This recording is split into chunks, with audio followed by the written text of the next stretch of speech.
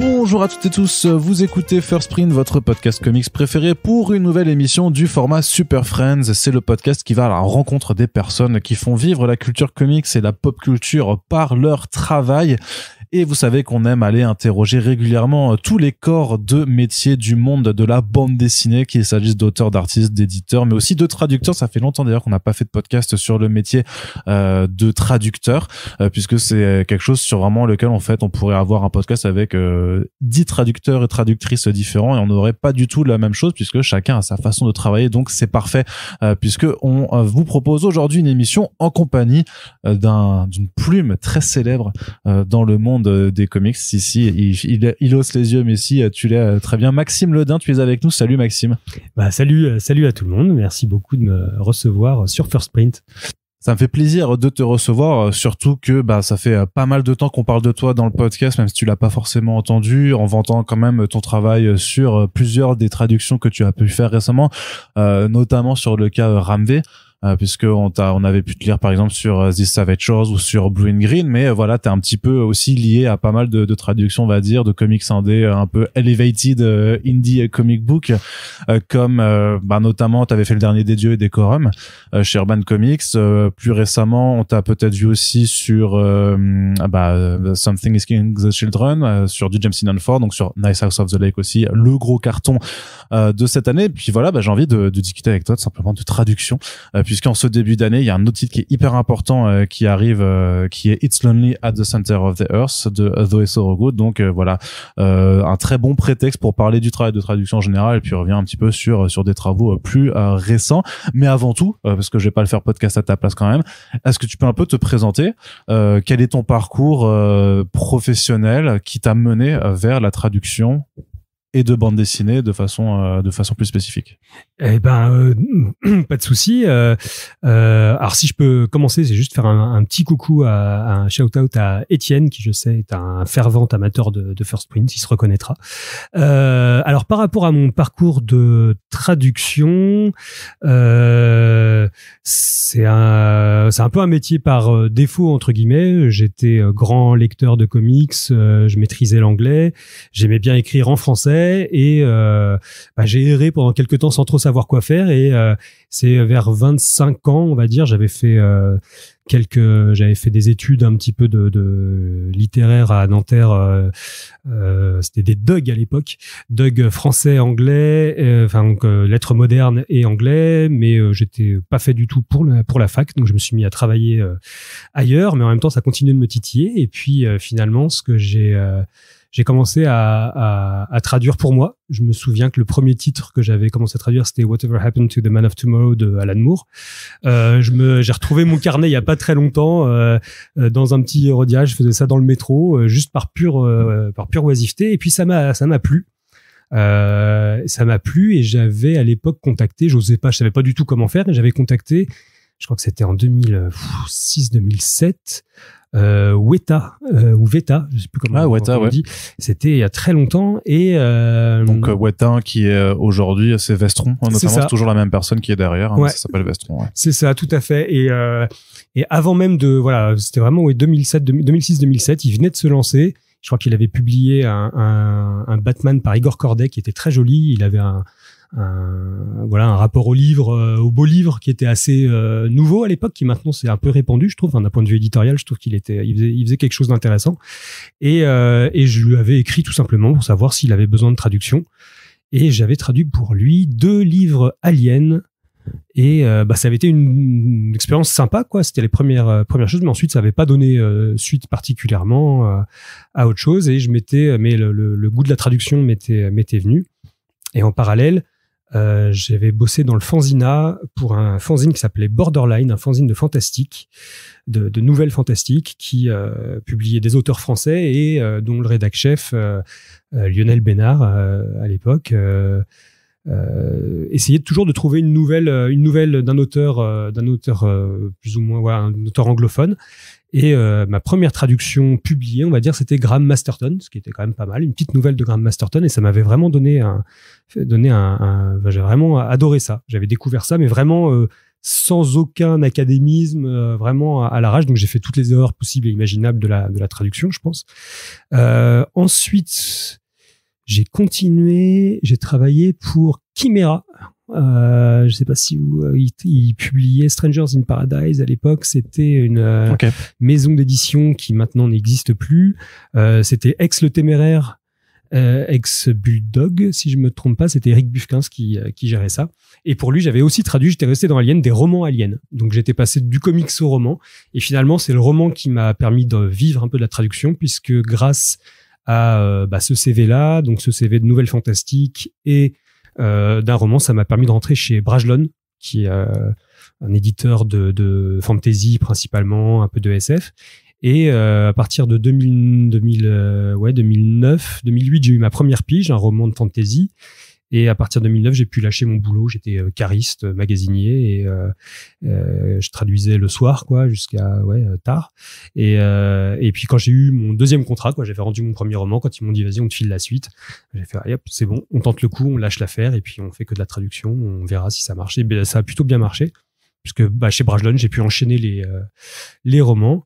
Et donc je me suis consacré vraiment au roman. Donc vraiment, c'était de la fantasy pure jusqu'en 2010 où Brajlon a ouvert sa collection Milady. Ouais. Milady Graphics, je crois que ça s'appelait. Ouais. Et donc dès qu'ils ont ouvert ça, j'ai immédiatement écrit, je crois que c'était Claire Deslandes qui s'en occupait à l'époque, qui gérait cet aspect-là chez Brajlon, cette collection. Et je leur ai dit, non, mais là, il faut faire des comics. Je suis un fou de comics, j'adore ça, j'adore la BD en général, j'adore les comics, j'adore traduire les comics. S'il vous plaît, donnez-moi quelque chose. Et ils t'ont donné Lock and Key. Ils m'ont donné, voilà, une petite série qui commençait, qui s'appelait Lock and Key. Et c'est là qu'un peu, pour moi, ça, le virus de la traduction de comics a repris. Et j'ai eu de la chance parce que Lock and Key, c'était non seulement un bon début pour moi, mais en plus, un petit chef-d'œuvre. Ça laissait annoncer comme étant un petit chef-d'œuvre des années 2010, quoi. Et c'est à partir de cela, en fait, que tu t'es plus jamais arrêté de faire très régulièrement de la traduction de bande dessinée. Eh ben, en fait, Milady publiait pas énormément. Ils avaient plusieurs autres traducteurs. Donc, à part Lock and Key, je crois que j'ai fait, The Cape. The Cape, ouais. Qu'est-ce que j'avais fait d'autre? The Cape. J'étais resté un peu sur le Joe Hill, un peu le Joe Hillverse, on va dire, chez eux.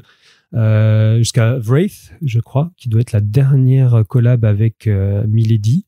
Et ensuite, Milady s'est un peu arrêté. Alors après, je me trompe peut-être, hein, tu auras peut-être plus la chronologie, mais de mémoire, Milady s'est mis en stand-by, en stand-by, ouais, jusqu'au retour via iComics, quoi, iComics qui est une collection de Brajlon. Et donc pendant quelques années, non, j'ai plus trop fait de comics jusqu'en 2016 où j'avais recontacté le studio Macma, qui est créé par Ed Touriol et Stéphane Bochat, qui sont un studio de traduction et de création de comics. Et j'avais interviewé Edmond pour un mémoire que j'avais fait parce que j'étais retourné à la fac. Bon, bref, c'est pas très intéressant, on reviendra peut-être dessus. Mais je l'avais interviewé par rapport à la traduction de comics. J'avais fait un mémoire sur la traduction de bande dessinée. Et puis je l'ai recontacté après en disant, mais au final, est-ce que tu aurais du boulot? Et avec sa fougue et son enthousiasme naturel, il m'a dit, mais oui, tu as traduit des romans, vas-y, viens. On fait pas de test, vas-y, on tente le coup. Et grâce à lui, j'ai pu commencer sur les collections Hachette Marvel. Donc rouge et noir, et c'est là que j'ai pu vraiment me coltiner à de la traduction de comics avec un rythme assez intense, donc du paratexte et du comics, et sous la houlette de traducteurs professionnels comme qui était Edmond, et ça m'a beaucoup aidé puisqu'il a quand même donné beaucoup de pistes, rien que pour la mise en page, rien que sur la façon de tourner, d'approcher la traduction. Moi, j'avais déjà mon approche de traducteur de mon expérience via Milady et via les romans, mais ça m'a permis de lisser ça et puis de continuer d'approfondir une technique et de la maîtriser encore plus, une technique que je continue d'essayer de peaufiner à ce jour, quoi. Mais ça a été vraiment le coup de boost, et à partir de là, j'ai pu travailler pour Urban notamment. Ouais, tu fais du Batman, tu fais du Black Monday Murders aussi, tu commences à faire du Flash de Geoff Johns, du Camelot 3000, du Doom Patrol, Swamp Thing aussi tu fais. Donc voilà, tout un tas de personnages, de super-héros en alternance en fait avec des titres indés. Ouais. Question vraiment sur les comics de super-héros, c'est difficile parce qu'il faut aussi se plier à des règles de nomenclature sur est-ce qu'on traduit aussi certains noms de personnages ou pas par rapport à ce qui avait été fait dans le passé, notamment chez Marvel où il y a tout un historique de traduction avec ce qui s'est fait aux éditions Lug auparavant. C'est compliqué de se mettre à jour quand tu fais du super-héros moderne par rapport à ce qui s'est fait avant. Alors ouais, c'est un gros, c'est pas évident. D'ailleurs, j'en fais peu de super-héros. D'une part parce que je pense que quand j'ai commencé chez Urban, je pense que chez Urban ils ont regardé un petit peu mon CV de traduction et j'ai eu la chance de pouvoir traduire Lovecraft chez Brajlon. Ils se sont dit bon, on a quelqu'un qui aime bien le fantastique, qui aime bien les phrases empoulées, et donc ils m'ont mis assez rapidement Black Monday Murders. C'était vraiment de Hickman, donc qui est sur une sorte de conspiration satanique, bancaire, financière, complotiste, absolument génial, et donc très Lovecraftienne dans le fond. Donc très vite on m'a orienté là-dessus. Même les premiers Swamp Thing de Len Wein avait un ton très cette espèce de ton très gothique empoulé qui me va bien. Donc c'est vrai que le super-héros, j'en ai fait peu par la bande, mais ce que j'ai pu faire chez Flash, sur le Flash de Geoff Jones, et différents Batman, ça m'a pas causé tant de problèmes. Pourquoi ? Enfin, si, il y a des problèmes avec la traduction de super-héros, mais moi je suis un bébé Marvel, quoi. On va dire que j'ai 40 ans, j'ai grandi en découvrant les comics grâce aux comics de mon oncle Erwan, qui était un grand fanat de comics, mais à l'époque où c'était mal vu, vraiment voilà, mais il avait des collections de Lug et de Strange, de Titan, et c'est grâce à lui que j'ai pu me plonger dans tout ça. Et finalement, ma culture comics, c'est une culture Marvel. Or, en travaillant chez Urban, je traduisais du DC que j'avais redécouvert un peu via quand Strange, quand Semic avait récupéré DC à la fin des années 90, je me trompe peut-être. Oui, après à Reddit et Artima, ouais. Oui, c'est ça, ouais. Bien après à Reddit Artima, mais vraiment quand Marvel avait arrêté, avait lâché Semic. Et donc, oui, ma culture était vraiment liée à Marvel. Alors c'est vrai que quand j'ai commencé à traduire chez Hachette des Marvel, c'était un petit peu difficile. Pas pour moi, les Avengers, c'était les Vengeurs.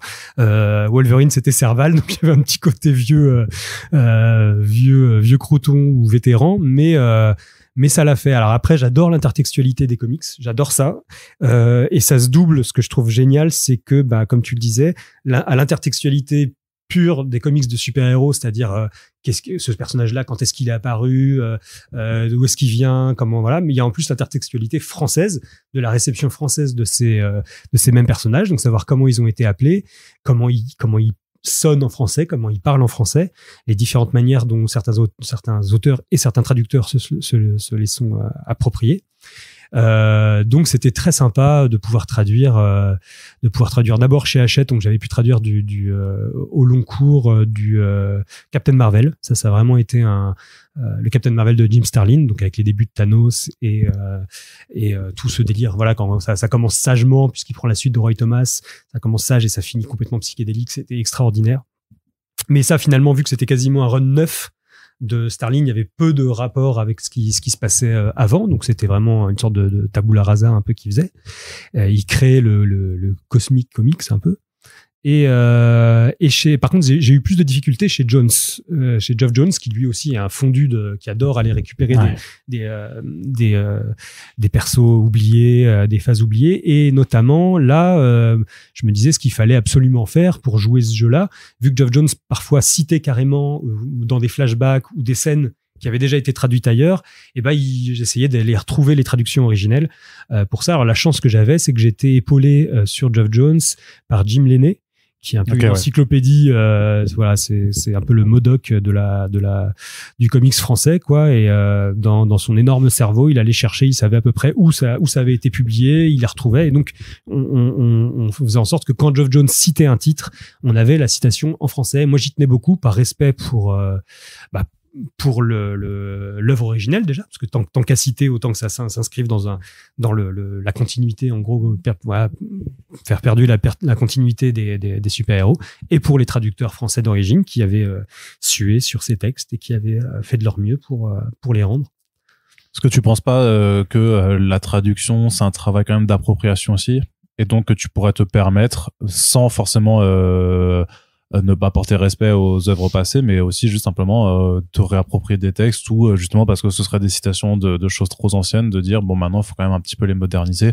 On a notamment ces discussions qui apparaissent quand tu as des rééditions de vieux travaux, notamment chez Marvel avec certaines traductrices qui sont souvent incriminées, de se dire il faudrait les remettre à jour parce que c'est des traductions trop vieillottes. Toi t'es plutôt t'auras plutôt tendance à vouloir protéger les textes passés même si c'est vieillot. C'est une bonne question. Je saurais pas dire. Non, je pense que quand même il faut. Les traductions vieillissent. Les traductions sont pas gravées dans le marbre. Dans la littérature générale, et ça se voit maintenant où il y a des retraductions de classiques. Donc tu mentionnais Lovecraft, lui, techniquement, voilà. Lovecraft a été retraduit. Et là en ce moment d'ailleurs, je suis moi-même en train de retraduire pas mal. J'ai pu retraduire pas mal de textes. On estime qu'une traduction dure une génération, quoi, en gros. À peu près. Et c'est ça qui est merveilleux, je trouve ça incroyable par rapport au texte, là où un texte original est éternel, quoi, vraiment. Une traduction vieillit vraiment. Et dans le cas des comics, peut-être plus vite. Après, je saurais pas. J'ai pas lu ces intégrales. J'ai vu bien sûr des sites en mentionner. Il y a certains trucs qui me paraissent aberrants.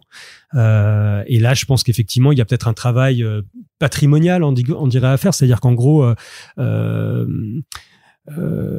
comment dire, peut-être revoir ou retraduire des textes qui maintenant on estime mal traduits ou pas, ou en tout cas pas suffisamment traduits. Mais pour moi, c'est pas une pierre. Faut pas jeter la pierre au traducteur, déjà parce que ce soit dans le comics ou dans la littérature, la publication, l'édition de romans, il y a un monde déontologique entre les années, on va dire 70 et maintenant. Il y a quelques années, les traducteurs n'étaient pas mentionnés. Il y a quelques années, je parle même, on va dire, dans les années 40, 50, 60, le traducteur avait quasiment tout pouvoir, entre guillemets, sur la traduction, mais un pouvoir qui était inféodé aux maisons d'édition. Je parle notamment j'aime bien citer ça, dans les séries noires la collection série noire qui est très très très célèbre, qui a traduit énormément de romans de polar des années 20, 30 jusqu'aux années 50. En gros, la traduction était liée au cahier, au feuillet, en gros, que l'imprimeur donnait, au deal qu'il y avait entre l'éditeur et l'imprimeur. C'est-à-dire que si on avait, pour tel bouquin, on avait des feuillets ou des cahiers d'impression en trop, on disait au traducteur, rajoute. Vas-y, rajoute du texte. On a besoin de 3 chapitres en plus. S'il y en avait pas assez, tu me retranches là-dedans. Ça a été comme ça pendant très longtemps, très très longtemps dans l'édition française, et c'est, on va dire, en dehors des classiques, des grands classiques ou des auteurs qui étaient capables de suivre leur traduction, ce qui a été le cas de certains auteurs. Par exemple, on avait eu des cas, c'était, comment il s'appelle, Nabokov, qui parlait à peu près 1000 langues et qui suivait de très près ces traducteurs français qui les engueulaient, qui avaient décidé de retraduire lui-même ses textes par certains moments. En dehors de certains cas, la traduction, c'était vraiment un peu mis de côté, notamment dans la littérature de genre. Dans la littérature blanche classique, il y avait quand même un suivi éditorial très pointu, mais dans la littérature de genre, c'était très différent. Et le comics, c'était le genre du genre, quoi. C'était vraiment, et j'ai un énorme respect pour ces traducteurs-là. On leur demandait souvent de travailler dans des conditions de rapidité incroyables. On leur demandait de rajouter du texte ou d'en retrancher. Et c'était vraiment et ils travaillaient sans Internet aussi. Ça, c'est un autre rapport. Ouais. On pourra aborder ce sujet-là sur comment traduire.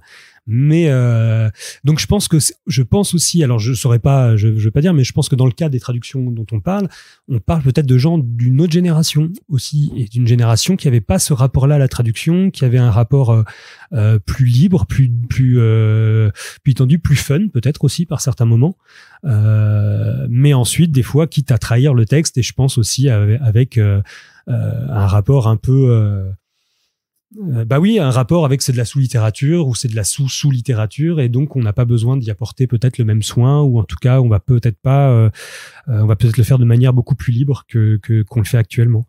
Et pour moi, c'est vraiment quelque chose qui est pas à remettre en cause. Ça fait partie de l'histoire, en fait. Je dirais pas que c'est à punir. Ça fait partie de l'histoire. Mais maintenant, c'est vrai que j'ai des enfants. Si j'aurais aimé leur faire découvrir du Spider-Man old school.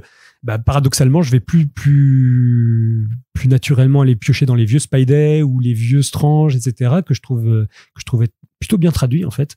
On en reparlera là-dessus, mais que dans les nouvelles rééditions, parce que j'en ai entendu du mal, quoi, on va dire. Mais je jetterai jamais la pierre à des confrères, premièrement, et puis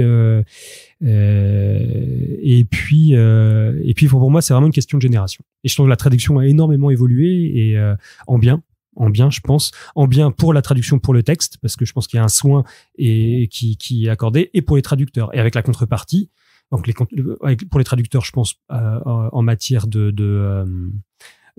droit aussi, parce que maintenant la plupart des traductions sont le traducteur est considéré comme un auteur et donc est intéressé, on va dire, au succès du bouquin. Donc ce qui fait que si tu fais du bon travail, tu seras d'autant plus rémunéré. Je pense que ça peut aider. Alors c'est pas exactement ça la conclusion, parce que tu peux faire du bon travail, mais si le bouquin se vend pas, mais ça c'est sûr, tu peux y aller dessus. Tu auras beau faire la meilleure traduction possible, ton bouquin ils ont à 200 exemplaires. Ça m'est arrivé, c'est quasiment l'histoire de ma carrière. Je regarde le CV, oui, je vois très bien qu'il y a beaucoup de titres effectivement sur lesquels, à mon avis, tu t'es dit voilà, ça me payera le mois, mais pas l'année. Mais on va dire que si dans les critiques remarquent une mauvaise traduction, ça va pas aider. Là, par contre, oui, ça peut pas aider les ventes. Bien sûr. Donc déjà, je pense que de ce point de vue-là, du point de vue aussi d'être reconnu et d'être mentionné, ça fait toujours du bien.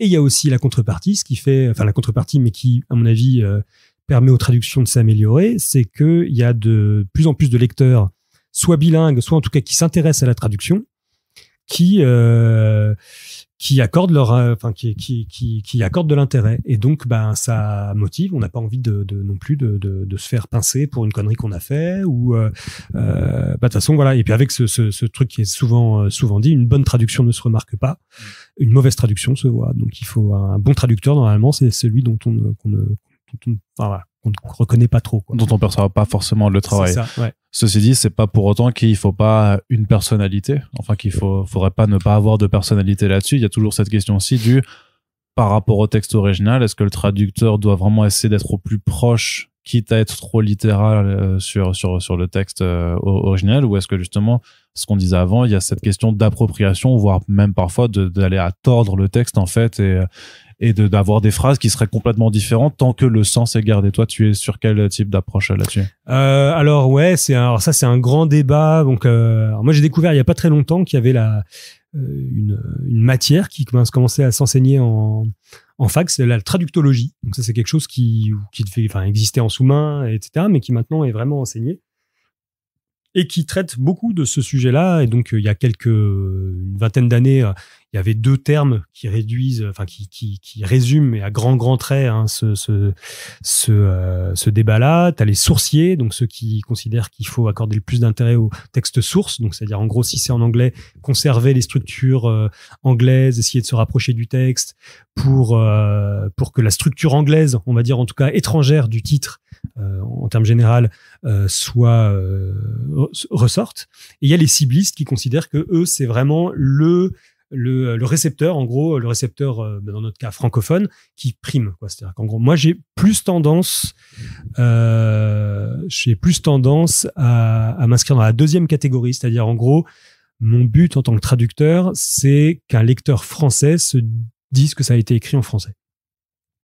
Que ce soit le plus fluide possible, qu'à aucun moment ça sorte de la lecture, parce qu'on n'est pas sur ce qui serait complètement différent dans une traduction académique, on va dire, ce qui a pu m'arriver de faire des textes un peu plus de recherche ou de choses comme ça. Là, on s'en fout entre guillemets, ou même on peut aller s'amuser avec des notes de bas de page, d'écrire jeux de mots intraduisibles, des choses comme ça, ou voilà. Mais moi, en français, j'essaye dans mes traductions de littéraires, j'essaye le plus possible de faire en sorte que le lecteur se rende pas compte, en gros, qu'il faut qu'il soit happé par le texte, exactement comme le lecteur anglais. Dans notre cas anglais, mais le lecteur d'origine, on va dire, a pu se faire happer. Avec mon point de vue, c'est tout à fait, subjectif, comme point de vue. Mais en gros, moi, l'idée, c'est vraiment de faire en sorte que je traduis moins les mots, au final, ou le texte, que l'effet que le texte peut avoir sur le lecteur. C'est très présomptueux et ça c'est comme ça que je me suis fixé là, mais ça évolue ces derniers temps. Là, je traduis des textes. Ça dépend des textes aussi d'origine. Là, par exemple, je retraduis un classique, le portrait de Dorian Gray, et qui est écrit d'une manière si fine que en fait l'adapter, la reprendre, le tordre trop, ça casse un peu ce côté anglais. Et pourtant, il y a des choses dedans enfin, il y avait une abondance du terme thing, par exemple, donc chose en français, qui, je sais pas pourquoi, mais naturellement, ça sonne pas bien en français. Chose, c'est trop vague, ça va pas. Un traducteur français aura tendance à toujours essayer de trouver des synonymes, etc.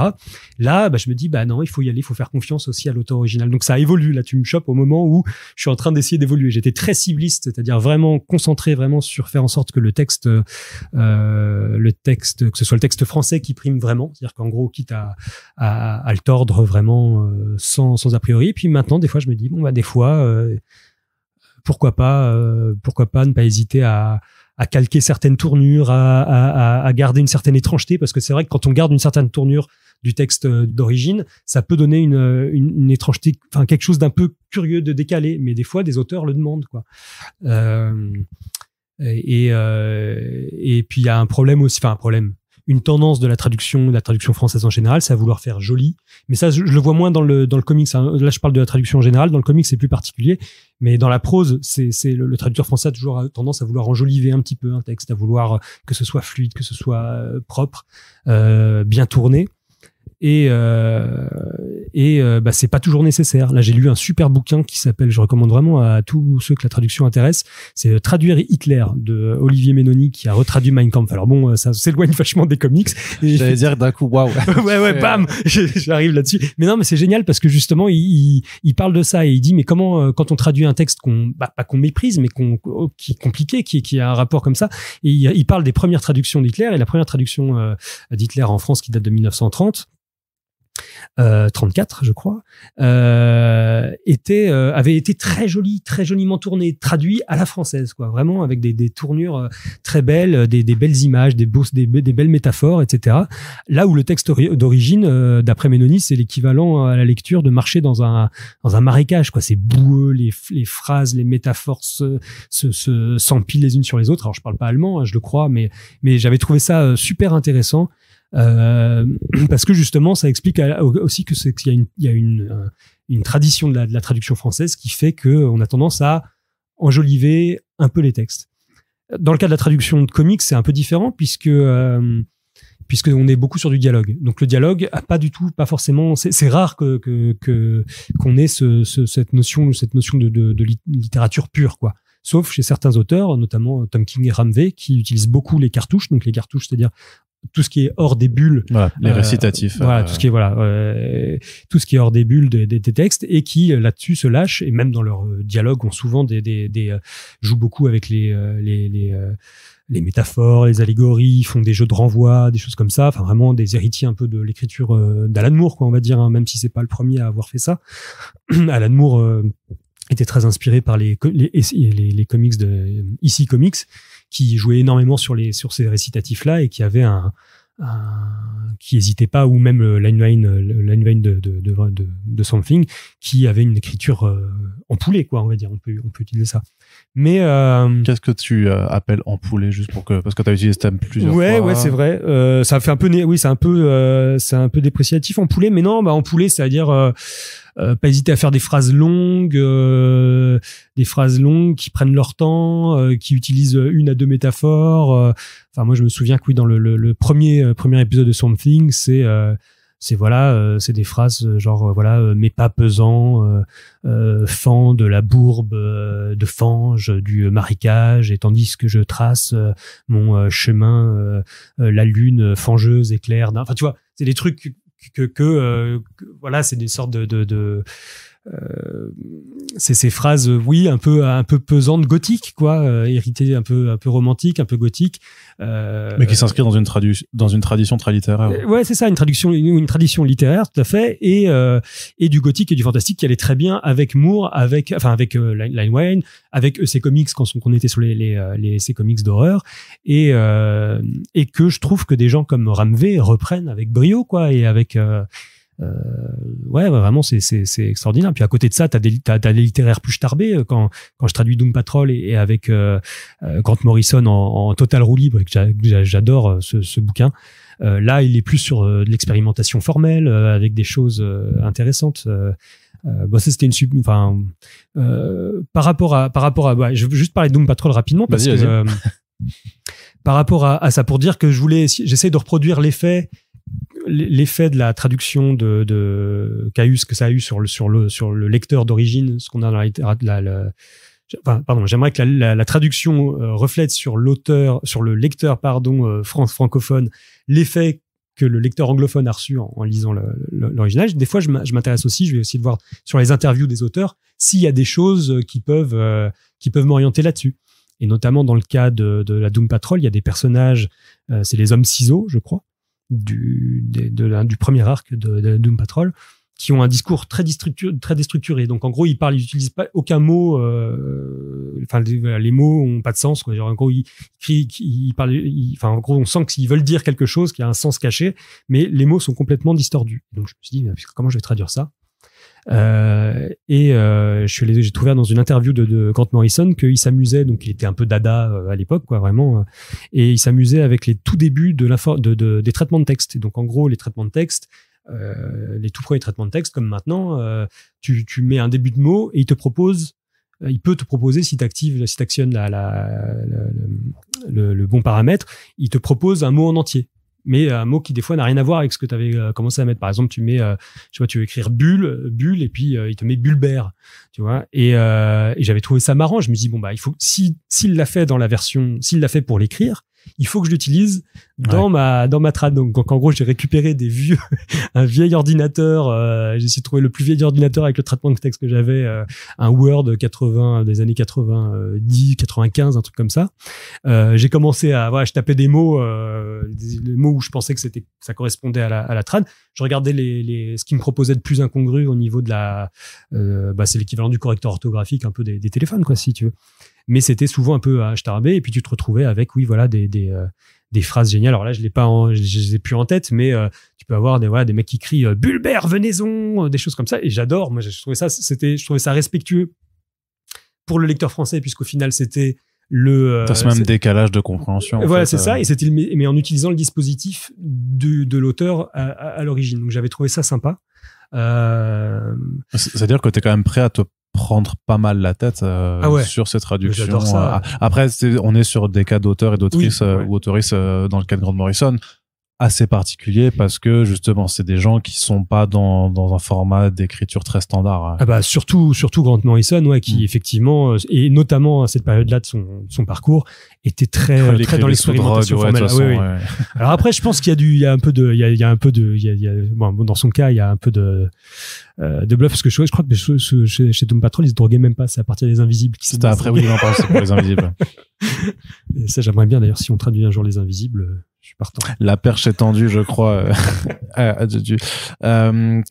les Invisibles, ça avait été déjà traduit d'ailleurs, il y avait déjà une VF. Chez Bulldog et le Téméraire, je crois. Ouais. Parce que ça me dit quelque chose, mais effectivement, il faudrait le retraduire. Mais quand tu disais, par exemple, aussi, c'est sur ces questions de traduction qui se passent de génération en génération, techniquement, quand tu as commencé Lock and Key, tu l'as fait il y a une génération, enfin c'était il y a plus de 10 ans. Est-ce que tu es revenu dessus quand justement ça a été republié chez iComics? Est-ce que c'est des textes que tu as dû revoir en disant il y a quand même des choses sur lesquelles maintenant je peux revenir parce que ça fait 10 ans ouais, j'avais demandé notamment parce qu'il y avait une faute à la première bulle, quoi. Page voilà, ça aussi c'est bien. C'est bien de s'en rendre compte. Page 1, une faute. J'osais pas le fier. Mais c'était je les ai relus, ouais. J'ai relu quand c'était sorti, à l'occasion de l'intégrale, je crois, c'était ressorti est-ce que c'était ressorti avant l'intégrale? Oui, il y avait eu j'avais fait une relecture qui était repris, puis après il y a eu l'omnibus. Ouais, j'avais fait une relecture. Ouais, j'avais changé pas mal de choses.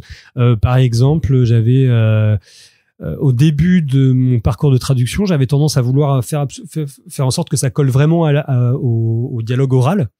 Et donc, je mettais très peu de marques de négation. Donc, les personnages disaient pas, j'ai pas envie, ou je vais pas faire ça, etc. Et à la lecture, ça me gêne vachement, parce qu'en fait, je me suis dit que je me privais d'un énorme outil C'est-à-dire qu'en gros, c'est vrai que quand tu parles à l'oral, tu vas pas dire je ne vais pas aller là-bas. Ça dépend qui parle, bien sûr, mais tu le fais pas. Mais on est paradoxal, on est dans une illusion de dialogue dans le comics. Donc c'est quand même un dialogue littéraire, c'est un dialogue qui a été écrit, c'est pas spontané. Donc il y a pas cette notion-là. Et je trouve qu'en omettant trop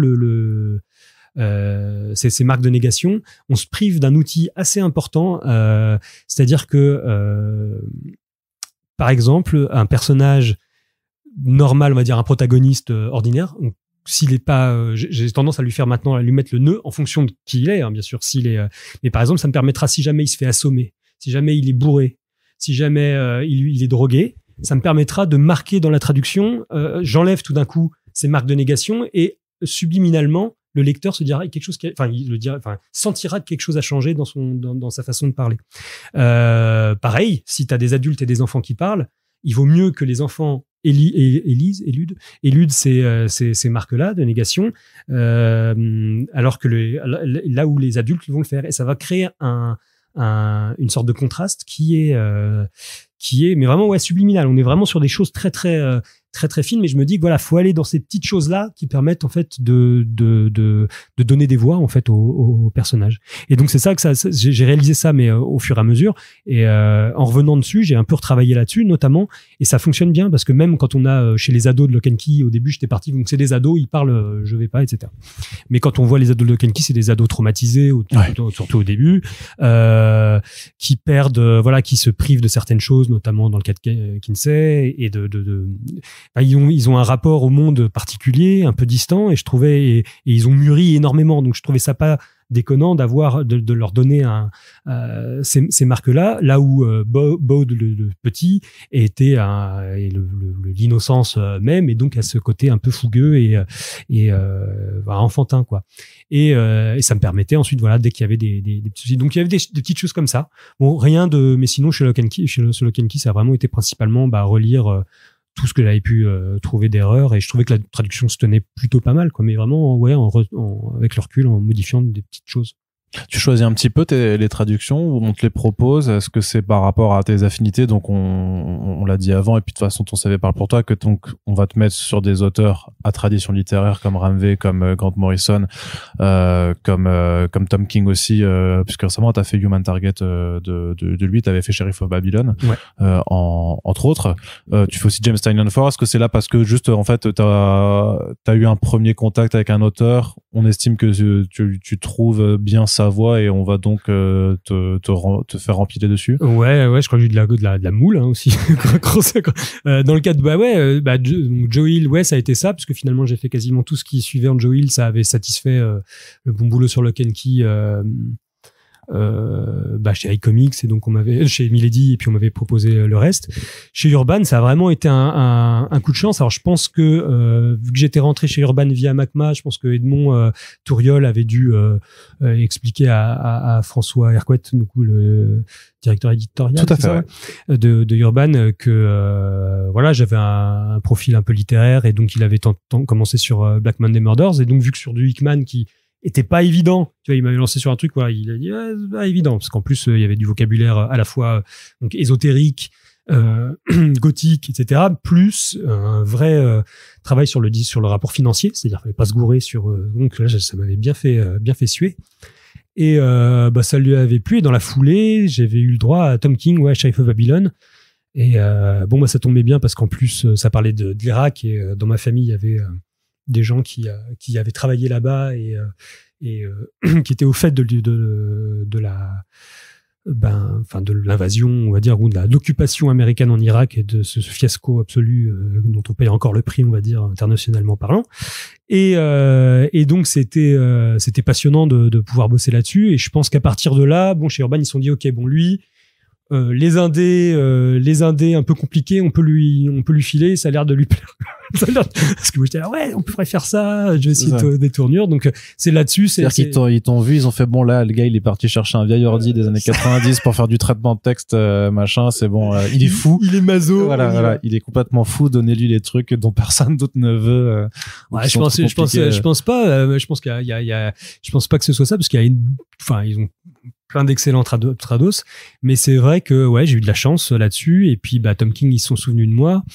Mais non, en tout cas, pour répondre à ta première question, je choisis pas mes traductions. Alors j'essaye de temps en temps. Tu l'as jamais demandé? Non, okay. J'ai jamais. Peut-être parce que tu te tiens pas forcément au fait aussi de ce qui sort aux États-Unis, donc tu pistes pas forcément non plus. Oui, je suis pas assez. Je scoute pas du tout ce qui se passe trop. Enfin, un petit peu sur certains auteurs, on va dire, mais j'ai pas de vision à long terme de ce qui pourrait sortir et je suis pas dans ce jeu-là. Je connais pas assez bien. Et puis c'est vrai qu'au début, vu que j'ai traduit pas mal plutôt des comics anciens, donc Captain Marvel, enfin vraiment quand j'ai commencé à faire ça, donc en dehors de Lock and Key qui était vraiment au fur et à mesure que ça sortait, mais après quand je m'y suis remis, c'était plutôt des traductions ou des retraductions dans le cas de Something, des choses comme ça. Donc c'est vrai que j'étais parti dire bon, c'est pas grave, je vais faire des trucs de l'ancien quoi, et j'adorais ça. Mais quand on a commencé à me proposer du Tynion, et voilà, et ça c'est vrai que les deux auteurs, les 2 ou 3 auteurs que je suis vraiment maintenant. Alors Tom King, j'en ai fait finalement 2, mais c'est génial. Enfin c'est vraiment moi j'aime beaucoup. Après je sais qu'il est un peu décrié, puis je vois un peu il a des tics quoi, mais putain c'est des tics qui en jettent quand même pas mal quoi. Et il a une façon, enfin il a un ton, puis il est littéraire dans son approche. Dans son approche du texte, son approche des transitions, de ses métaphores, etc. Donc c'est très agréable. Et puis il a c'est un très bon dialoguiste. C'est ça qui est agréable aussi dans les comics, c'est que de toute façon en général dans la traduction, un truc qu'il faut dire, c'est que c'est beaucoup plus facile de traduire un bon texte que de traduire un mauvais texte. Traduire un mauvais texte est extrêmement difficile, notamment parce qu'on a cette tendance naturelle, donc j'expliquais, peut-être à enjoliver un peu, et donc ça va nous demander un effort supplémentaire. Et en plus, derrière, des fois, si le texte est mal écrit, on a du mal à se dire si c'est mal écrit, il faut le faire, on va dire ça va se voir, ça va être ma faute. Qu'est-ce qui fait qu'un texte est mal écrit pour toi? Comment tu le ressens? Un texte est mal écrit quand c'est une très très bonne question. Bon, j'ai eu des cas calamiteux mais géniaux, je veux dire, de traduction de romans. Bon, je disais que j'avais traduit des romans aliens, mais il y avait des romans, un roman alien en particulier qui était extraordinaire. Les personnages, donc on voyait un peu le principe d'un roman alien, enfin des histoires d'aliens en général, c'est que t'as une équipe qui se fait décimer au fur et à mesure. Bon là, des personnages réapparaissaient, ils se faisaient éviscérer par un alien. 2 cases après, ils disaient il faut aller par là, dans cette coursive, etc. Je dis, non, c'est pas possible. Qu'est-ce qui se passe?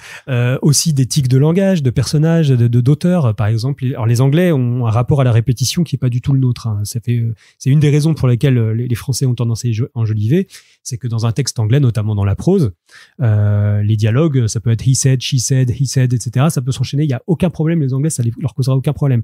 Notamment, c'est pour ça qu'un auteur comme Stephen King est très difficile à traduire malgré tout. On a l'impression que c'est une prose facile, mais en fait, c'est une prose très brute, très franche, il écrit très vite, qui fait pas qui enjolive très peu, quoi. Et les lecteurs français, tu peux dire, au début, on peut dire dit-il, une fois dit-il, mais au bout d'un moment, un traducteur français, naturellement, va commencer à faire des rétorqua-t-il, tu vois, et après, tu peux aller dans des trucs de pire en pire, répondit-il, après, ça va de pire en pire, riposta-t-il, grinça-t-il, tu vois, présuma-t-il. Alors là, il y a un moment, tu sens que le traducteur, il est en panique, il a son dictionnaire de synonymes, il est genre, putain, déclama-t-il. Donc, à un moment, il faut s'arrêter, quoi. Il faut arriver à aussi garder un petit peu ça. Et dans une traduction, quand un texte est vraiment très mal écrit, bon, par exemple, j'avais un autre roman où les personnages n'arrêtaient pas de se tourner.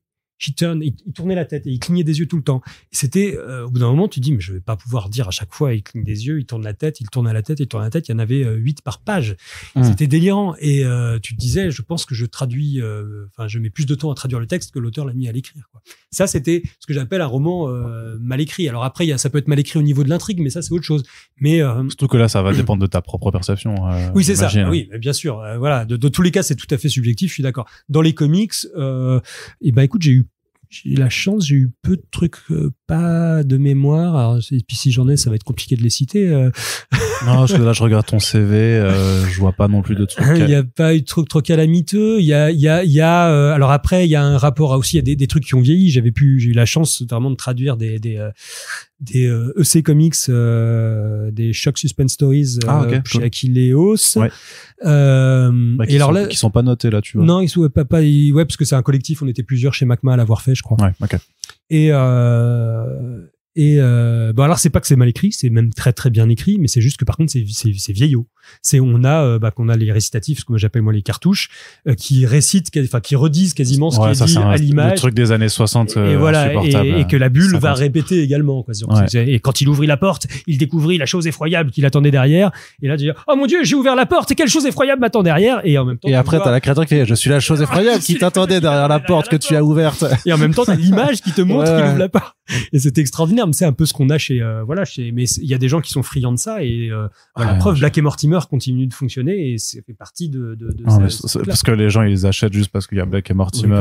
Oui, peut-être. Ils l'achètent pour la marque plus que pour le style de narration. C'est possible. Ouais. Franchement, je pense qu'on va faire un sondage chez tous les gens qui lisent de la BD. Personne n'aime la narration de Black et Mortimer.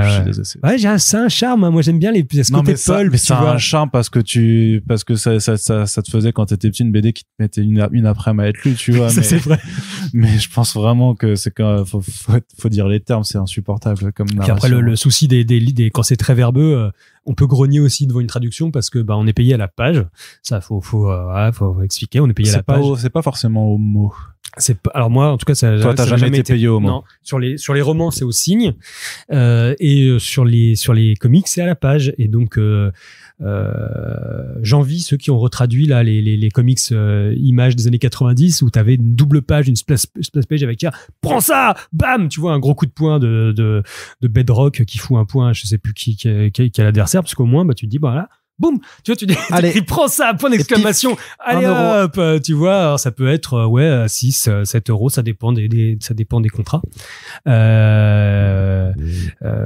Mais bon, ouais, un peu moins. Mais beaucoup moins ou alors enfin clairement on n'a pas les mêmes tarifs. Non, on a les mêmes, je pense. Mais voilà, j'essaye dans un monde en 2024 on sera payé 8 euros la page. Et donc en tout cas non mais voilà, c'est vrai que c'est intéressant du coup parce que tu te retrouves avec et c'est ça que j'aime bien dans la traduction de comics, c'est qu'il y a aussi un rapport visuel à la page. Tu vois, t'as des pages lourdes en texte, tu dis ok là je m'accroche, tu tournes, tout d'un coup t'as une page aérée, ça fait appel d'air, c'est très sympa. Pardon. Et donc il y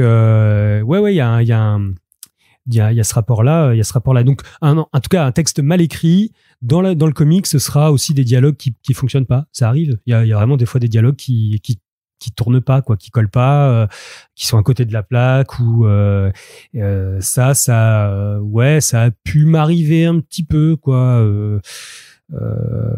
Mais ouais, je sais pas dans quelle mesure je peux baver dessus. De toute façon, c'est pas de la faute de l'éditeur en question. Non. Mais c'est rare. J'ai vu que j'ai vraiment la chance d'avoir des. En fait.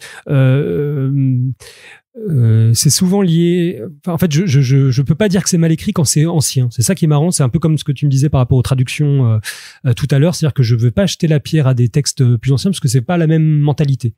On n'est pas du tout dans le même rapport au texte. On n'est pas du tout dans le même rapport à l'écriture que dans les années 60.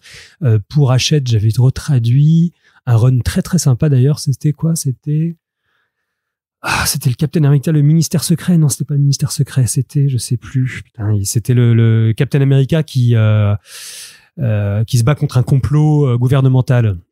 C'était l'époque Captain America et Falcon quand ils étaient ensemble. Et c'est Steve Englehart au scénar, je crois. Donc ça date, hein. Oui. Mais là, des fois, t'avais t'as des scènes qui servent à rien ou qui sont lourdes, mais c'est pas du tout la même. Maintenant, on a une écriture de showrunner de télévision, quoi. Si tu veux, il faut que chaque scène ait un sens, il faut que chaque scène fasse avancer l'intrigue. Tu sens que tout le monde a potassé ses bouquins de narration. Il y a un rapport beaucoup plus complexé peut-être aussi, tu vois. Enfin, en tout cas, c'est vraiment c'est souvent quand tu lis les interviews de Tom King, de Tynion Ford, etc. Il parle de tight scripts. C'est pas facile à traduire. On pourrait dire des serrés, mais en fait c'est pas serré. Il faut que ce soit qui est bien tight, c'est-à-dire qu'il y a rien qui dépasse, quoi. Il faut que ce soit vraiment vraiment il y a un rapport à la narration qui maintenant il faut offrir. On a aussi un lectorat et un public beaucoup plus habitué à quelque chose de ciselé, de bien foutu. Il faut que la narration fonctionne bien.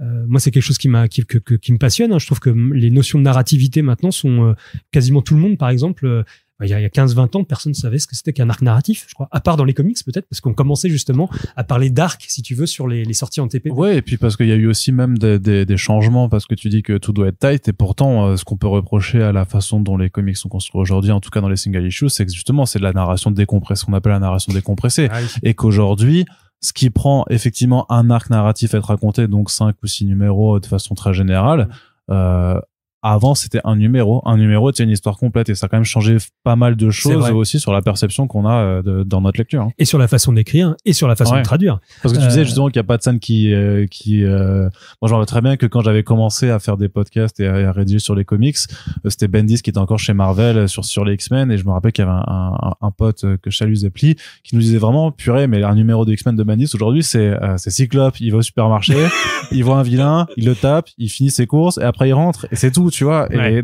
donc c'est... Non, c'est vrai. Non, mais au sens où, en fait, c'est surtout que le script, en fait, il parle pas d'un numéro quand ils disent ça. En fait, il parle d'un arc, quoi. Et pour eux, effectivement, un arc, là, je parle notamment Something is Killing the Children, qui est peut-être le comics le plus décompressé que je connaisse, quoi. C'est vrai. C'est ouf. Mais là, c'est vrai que ça se lit très vite, et en même temps, ça se lit très bien aussi. Mais parce que, en fait, c'est la réponse de Tynion au manga. C'est vraiment, il le pense comme, il l'écrit comme un manga, et le succès américain que ça a, je sais pas si ça a autant de succès en France, mais aux États-Unis. Pas autant. Pas autant, ouais. Je crois que vraiment c'est son navire amiral, hein. C'est ce qui lui a permis d'être vraiment rentré dans l'indé. Mais c'est une décompression. C'est une décompression pure, et il lisait. J'avais vu une interview là, il disait qu'il lisait. Peut-être plus de manga d'ailleurs que de comics à une époque, et qu'il s'était servi de tout ça, qu'il insufflait tout ça dans Something pour justement donner une sorte de souffle, cette espèce de souffle de l'auteur où voilà, chaque scène est tordue. Mais ça vient aussi de l'écriture sérielle des séries télé. Les séries télé, c'est pareil. Ce qui avant se tenait dans un film d'1h30, maintenant on te fout ça en une série de 2 saisons de 8 épisodes d'1 heure, tu vois. Et parce que les scènes prennent leur temps, mais tu vois la plupart des gens, Tom King aiment faire ça aussi, et tirer. Mais dans le cas de Tynion, je trouve que, alors après Tom King, je connais pas toute sa biographie, sa bibliographie, mais dans le cas de Tynion, à côté, le gars est capable, dans un Department of Truth, de te faire un des comics les plus verbeux ou les plus chargés en informations que on est. Donc c'est un auteur très versatile, quoi. Et justement, c'est compliqué de s'approprier les univers, et de travailler parfois, que ce soit sur un même auteur ou sur des auteurs différents, mais de dire quand même, pareil, hein, je te cite plusieurs exemples, mais voilà, tu parles de Department of Truth ou de Something is Killing the Children, t'as fait Invisible Republic ou Isola, t'as fait The Savage Shores ou Bleeds and Dry. À chaque fois, t'es dans des univers très particuliers. Est-ce que c'est dur de devoir, on va dire, s'immerger en fait dans un univers, dans une forme de narration qui est particulière, et de devoir après retranscrire ça de façon différente sur chaque album? C'est le kiff absolu, en fait. C'est ça qui est bien. C'est pour ça qu'on fait, enfin, que moi je fais ce métier, en tout cas. C'est à vous pouvoir goûter à tout, en fait. Là, c'est un peu il y a ce côté passager clandestin du traducteur, quoi. Si tu veux, il y a là où un auteur va être vraiment, il va être dans son texte, dans son univers immergé, le traducteur va pouvoir rentrer dedans, s'en imprégner, ressortir, visiter un autre, sauter à bord d'un autre bateau. Enfin, il y a vraiment ce côté, je trouve ça merveilleux. Alors, sans me comparer du tout, sans comparer le travail de traduction à celui d'auteur, hein, c'est pas du tout la même chose, même si le traducteur il y a quelque chose de l'auteur dedans, parce que dans son rapport au texte, il faut qui donne un peu de sa personne, ou qui s'imprègne suffisamment du texte d'origine pour avoir une perception littéraire, on va dire, de ça, et pas que littéraire, comme tu dis aussi, voilà, sur de l'univers. Mais ouais, c'est ce que je préfère. Alors, dans le cas de Isola, Le Dernier des Dieux, ou de la SF, ou de la fantasy, moi, j'ai eu beaucoup de chance, c'est que j'ai été traducteur de beaucoup de fantasy avant. Ouais, et ça aide énormément, parce que j'ai ce tic-là, c'est-à-dire, paradoxalement, quand tu traduis des univers complètement différents de notre monde, t'as le plus de, il faut franciser tout, déjà. Là où, par exemple, si tu veux, si t'es dans un polar, un bouquin que j'avais traduit, que j'adore vraiment, c'est Shanghai Red. Tu vois, quand je te parlais de bouquins sur lequel, en fait, t'auras beau faire le meilleur travail possible, ça ne payera pas forcément. On est sur ce genre d'exemple. Shanghai Red, c'est vraiment un chef-d'œuvre. J'invite tout le monde enfin, les amateurs de polar. Je sais même pas s'il est encore disponible. Ouais, je sais pas. C'est vraiment, c'est un petit chef-d'œuvre. Mais là, il est ancré dans le réel, dans l'histoire. Et donc là, on a un vrai travail de recherche historique. Et c'est-à-dire que si les gens prennent la 42e rue, il faut que ce soit la 42e rue. Il faut donner paradoxalement, ça donne presque un sentiment d'étrangeté. Il faut presque plus accentuer le sentiment d'étrangeté quand tu traduis quelque chose qui se passe dans le monde réel que quand ça se passe dans un monde fantastique. Quand ça se passe dans un monde fantastique, au contraire, il faut faut arriver à franciser, dans notre cas, le plus possible. C'était je m'écarte un petit peu, mais c'était Philippe Cadic qui disait un truc assez intéressant. Je crois qu'il disait que voilà, si on écrit une histoire qui se passe dans le futur et que il y a une navette spatiale, lui, il était de cette génération d'auteurs, là où peut-être les générations d'auteurs de SF avant décrivaient tout. Alors, la navette évoluait avec des moteurs à l'azote qui aspiraient, etc. Il lui disait, mais non, parce que si j'écris un truc qui se passe dans le futur, je vais pas décrire par exemple une navette ou quelque chose comme ça. À quoi bon? Si quelqu'un écrit un bouquin qui se passe dans les années 70, il va pas décrire comment fonctionne une voiture. Donc en gros, il faut arriver à quand tu parles d'un monde autre, il faut arriver à le rendre le plus naturel possible. Donc le moins étranger possible, ce qui fait que tous les termes doivent être traduits de manière la plus naturelle possible dans cet univers-là. Dans le cas de Dernier des Dieux, je me suis vraiment éclaté. C'était vraiment le plus gros travail de fantasy récent, parce que Philip Kennedy Johnson a vraiment fait un gros travail sur le lore en utilisant je me suis presque plus éclaté à traduire finalement son paratexte. En fait, il écrit des légendes. Tous les bonus, des bonus sont ouf. Vraiment, les bonus sont vraiment géniaux. Et on s'est amusé. Alors quand je dis je tiens à dire que dès que je parle d'une traduction, ça c'est très important et on reviendra peut-être dessus après. Mais il n'y a pas que le traducteur qui est l'auteur du résultat final. Il y a aussi les préparateurs. Donc ça c'est quand même très très important. Donc chez les éditeurs, tu as les préparateurs, c'est ceux qui reçoivent la traduction, qui la relisent peut-être une première fois sur fichier texte. Ensuite, c'est envoyé au lettreur. Et ensuite, il y a une nouvelle relecture sur PDF. Et donc, là où il peut y avoir beaucoup de choses qui changent, avec le préparateur qui travaille sur les formulations. Puis après, c'est donné des fois à un autre correcteur ou une correctrice qui va vraiment, lui ou elle, s'attaquer à la concordance des temps, aux erreurs, etc. Donc, c'est quand même un travail énormément collectif. Et c'est pour ça aussi que j'aime beaucoup la traduction de comics, notamment. Mais ça reviendra. Je me suis éloigné de ta question, excuse-moi, mais je reviens juste pour dire que la traduction de comics, c'est ça qui est génial, c'est qu'il y a ce rapport à l'image. Et donc, des fois, il faut aussi, il faut vraiment prendre en compte le lettreur.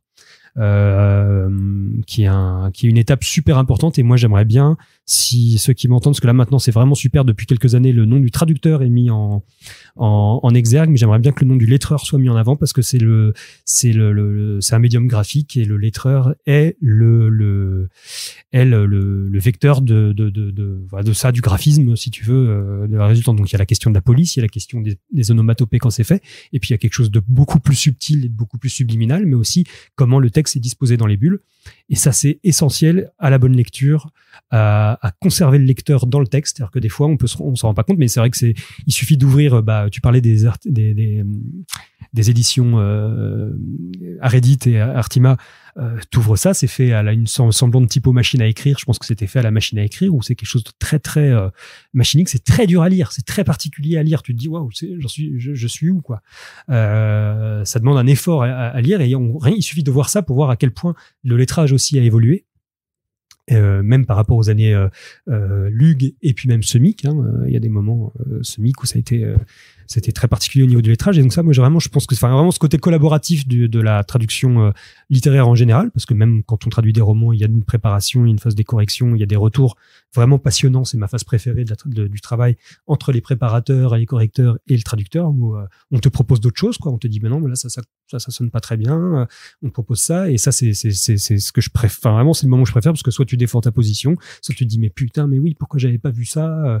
Dans Lock and Key par exemple, le meilleur jeu de mots a été trouvé par le préparateur, qui s'appelait Romain Delplanque, qui est auteur de fantasy maintenant d'ailleurs, et il a trouvé un jeu de mots génial, quoi, dans le chapitre 3, dans la couronne des ombres. Et bref, tout ça pour dire que c'est vraiment c'est pas un métier solitaire, quoi. C'est un métier solitaire quand on se confronte au texte, mais ensuite quand il va être coulé dans la maquette et être coulé dans le truc, ça se fait vraiment un truc à plusieurs et j'ai vraiment eu de la chance à chaque fois d'avoir des très bons préparateurs. Chez Brajlon, l'avantage c'est que c'est des littéraires à la base, puisque chez iComics, donc je pense que leur équipe vient de préparateurs littéraires, donc c'est des gens qui ont un rapport au texte pointu, si tu veux, qui aient voir. Je trouve que c'était beaucoup avec j'avais travaillé avec Julie Légère, notamment sur Shanghai Red, où c'était vraiment, voilà, c'était compliqué. On avait vraiment fait en sorte, en plus c'était un texte on avait fait avec Julie, avec Savage Shores et puis Blue Green aussi, donc ça c'était vraiment voilà, des textes littéraires, ça avait été très très passionnant. Chez Urban il y en a beaucoup, il y a Sarah Champy, j'avais beaucoup travaillé avec Thierry Fraisse sur Le Dernier des Dieux. Alors l'avantage c'est que Thierry est éditeur de fantasy à côté, donc était partant là-dessus et on s'est vraiment amusé bon voilà, vraiment, mais je me suis totalement éloigné de ta question, en fait, je suis désolé. Non, t'inquiète. Tu me disais. c'est les questions à tiroir sur le fait de s'approprier des univers très différents à chaque fois. Bah oui, c'est génial. Ouais, c'est ce que je préfère. Et donc, la fantasy et la SF, c'est extraordinaire parce que ça permet de s'éclater, de trouver des néologismes, de trouver des noms de villes, de continents, de régions, de magie, des choses comme ça quand c'est de la fantasy, quand c'est de la SF, de planètes, de concepts, notamment quand tu traduis du Hickman, bon bah il va s'éclater, il va faire un truc complètement psychédélique, bah faut que tu t'accordes à ça. Et paradoxalement, je trouve ça plus dur moi de traduire des textes ancrés dans le réel. Même si j'adore vraiment ça. Et Department of Truth, par exemple, c'était vraiment c'était compliqué parce que ça c'est un confluent du réel et de la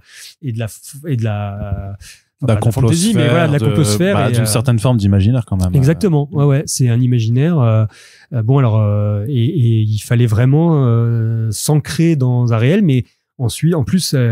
Et puis s'ancrer dans un réel américain aussi, et ça avec des notions américaines, notamment dans les notions de complot qui commencent à infuser, qui ont vraiment commencé à infuser en France, hein, si tu veux, mais il y a plein de choses qu'on n'avait pas, quoi, si tu veux. Le rabbit hole, ça commence à venir tomber dans le terrier du lapin, mais c'est pas une locution qu'on a en français qui vient naturellement. Pourquoi je parle de locution? Oui, bah parce que c'est quoi les outils? Alors ouais, si on parle du travail lui-même, ouais, bah vas-y, excuse-moi. Non, c'est trop marrant parce que c'était exactement le point où j'allais venir en te disant, on a quand même parlé beaucoup de principes, de travail et tout ça. Concrètement, dans la technique, voilà comment ça marche, en tout cas, dans ton point de vue, ce que j'ai dit, hein, je pense qu'il y a plein de traducteurs qui ont leur propre façon de faire. Mais toi, vraiment, techniquement, c'est quoi la démarche? Alors moi, techniquement, bon, j'ai quelques outils, mes outils favoris, donc j'utilise alors voilà, je voudrais lancer un gros big up à tous les traducteurs d'avant Internet quand même, parce que ça a été, c'est fou, quoi. Je me dis, il y a des traductions magnifiques dans toute l'histoire, quoi, si tu veux. Et ils avaient pas Internet. Et je me dis, c'est fou le temps, l'énergie, la capacité de concentration que ça devait leur prendre, parce que c'est fou ce que ça. Et d'avoir de bons dictionnaires. Oui, t'avais des bons dictionnaires, mais bon, tu vois, quand tu te retrouves à t'as des ouvrages, non mais je veux dire avec des ouvrages aussi sur les synonymes, tu vois, il devait avoir tout un attirail de bouquins dédiés au travail de la langue. Ouais, oui, voilà, sur le rapport francophone, ouais, mais sur la langue, mais après c'est sur la culture qui pose problème. Okay. Je pense que quand tu voulais savoir, par exemple, quel était le nom de la traction avant de telle voiture, enfin, tu vois, le nom du moteur de telle voiture dans les années 20 ou dans les années 30, comment tu faisais quand tu voulais avoir le nom de telle barre chocolatée? Non, il y a vraiment des trucs complètement, tu vois. Je pense que le premier traducteur qui a découvert un Hershey's, tu vois, dans une, je sais pas de quand ça date, Hershey's, je prends un truc au hasard, mais quand notamment tu veux traduire de l'armement, je pense aux traducteurs de polar, quand tu as des trucs de flingues, si t'es pas un fondu des flingues, bah il fallait que tu ailles trouver un ouvrage consacré à ça, mais il fallait qu'en plus tu trouves le bon, ça demandait un effort de recherche. Maintenant, moi j'ai dans mes traductions, ce qui m'a posé vraiment le plus pas de soucis, mais que j'adorais parce que j'aime bien quand il y a des recherches à faire, mais c'était les traductions de navigation, les termes nautiques. Là, tu te retrouves avec des termes extrêmement précis que tu peux pas te planter. Un lecteur qui connaîtra, et si tu lui dis oui, le mât d'Artimon, mât de misaine à l'arrière, enfin tu vois, à l'arrière ou quoi que ce soit, il va se dire non mais c'est quoi ça? Ça n'a aucun sens. Il fallait vraiment, fallait donner faut être précis. Donc vraiment, Internet là-dessus te permet de trouver l'info en 2 secondes. Mais donc ouais, pour revenir à mes outils. un dico français-anglais. Moi, personnellement, j'utilise le site World Reference et puis j'ai des bouquins, des dicos en dur. Le CNRTL, qui est un excellent, le TLF, quoi, en gros, le Trésor de la langue française, qui est un super dictionnaire français. Le dictionnaire des synonymes de Crisco de l'Université de Caen, qui est une merveille, que je conseille à tous ceux qui écrivent et qui traduisent d'utiliser. Le dictionnaire de combinaison de mots. Alors ça, c'est BAT, c'est beaucoup plus obscur, mais il a dit c'est BAT, il l'a fait. C'est BAT. Il est vraiment BAT. Et non, parce que c'est un petit chef-d'œuvre. Dictionnaire de combinaison de mots, c'est par exemple, ça va, si tu prends un mot, je sais pas, là, j'ai pas en tête, mais en gros, ça va t'utiliser, par exemple, voilà, l'arme, par exemple, il va essayer de te trouver tous les adjectifs qui vont avec l'arme, généralement, l'arme chaude, l'arme brûlante, et ensuite, il va t'utiliser avec les verbes. Il va te mettre verbe plus larmes, par exemple, ça va être pleurer à chaudes larmes, verser des larmes, etc. Et mine de rien, passer l'arme à gauche. Passer l'arme à gauche, c'est beau. C'est pas le même. Et ça, c'est génial parce que du coup, ça te permet de rester dans ce qu'on appelle, ce que j'appelle, les locutions, les idiomes français, quoi. Un idiomatisme ou un idiome, c'est quelque chose qui est propre à une langue. Et donc, en gros, traduire, pour moi, finalement, pour rester dans cette idée que le lecteur français doit se sentir chez lui, on va dire. Chez lui, en fait, quand il lit, ou de pas sortir du texte, il faut que tu lui donnes des idiomes qui soient propres à sa langue, sans qu'il s'en rende compte. Et c'est des choses qui sont inscrites en nous, quoi. On s'en rend pas compte, mais c'est inscrit en nous dans tout ce qu'on a lu, dans tout ce qu'on a vu, dans tout ce qu'on a entendu. Et donc, ça permet de rendre les choses le plus naturelles possible. Donc, t'as le travail sur les. Donc voilà. Donc pour ça, c'est vraiment mes quatre outils principaux, plus Wikipédia, les recherches. Et puis quand je suis vraiment à court, c'est ça que j'adore dans les recherches, c'est appeler des gens. Des fois, ça m'est arrivé d'appeler. J'ai appelé une caserne de flics, je me souvenais plus. Par exemple, quand c'était en anglais, c'était la proof room. Donc c'est dans le Lock and Key d'ailleurs. Il y a un moment, il y a Dodge qui va récupérer des flingues dans la proof room, dans la salle d'épreuve, quoi. En gros, dans un commissariat où, tu sais, dans les films, tu vois ça avec tu vois des racks avec les trucs sous blister, dans des sacs plastiques, exactement. Bon. Et j'étais là, proof room, salle d'épreuve. Putain, mais merde, il y a un mot et j'arrivais pas à le trouver en français. Donc j'ai appelé un commissariat nantais. Panique du mec à j'en suis traducteur, je vais vous passer un gradé. Le mec inquiet tout de suite, et en fait on m'a dit oui, c'était la salle des scellés. La salle des scellés. Du coup, j'étais mais oui, c'est ça. Et ça fait plaisir parce qu'en fait, c'est un tout petit détail en plus que j'avais demandé que je proposais au lettreur de mettre sur une porte. C'était pas important, mais ça me paraît important si tu veux du point de vue de la, pour moi déjà, ça m'apprend des choses. Et puis derrière, ça comment dire, ça renforce l'immersion du lecteur. Et donc c'est ça qu'on veut, quoi. Voilà. Par rapport au travail, ça, c'est essayer de rendre la langue la plus idiomatique possible.